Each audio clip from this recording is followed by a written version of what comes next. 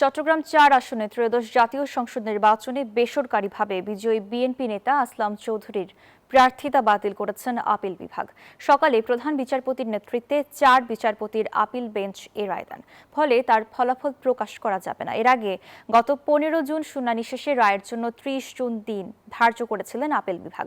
আদালতে জামায়াত ইসলামীর প্রার্থীর পক্ষে ছিলেন সিনিয়র আইনজীবী মোহাম্মদ শিশির মনির ও ব্যারিস্টার এএসএম শাহরিয়ার কবির। আসলাম চৌধুরীর পক্ষে ছিলেন সিনিয়র আইনজীবী মিফতাহ উদ্দিন চৌধুরী ও ব্যারিস্টার এএম মাহবুব উদ্দিন খোকন। ঋণ খেলাপির অভিযোগের মুখে থাকা আসলাম চৌধুরীর মনোনয়নপত্র নির্বাচন কমিশনে আপিল শুনানির শেষ দিন গত ১৮ জানুয়ারি বৈধ ঘোষণা করা হয়।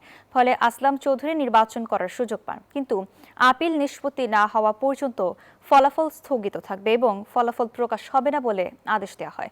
গত ১২ ফেব্রুয়ারির জাতীয় সংসদ নির্বাচনে আসলাম চৌধুরী বিজয়ী হন, কিন্তু আদালতের আদেশের কারণে ফলাফল প্রকাশিত হয়নি।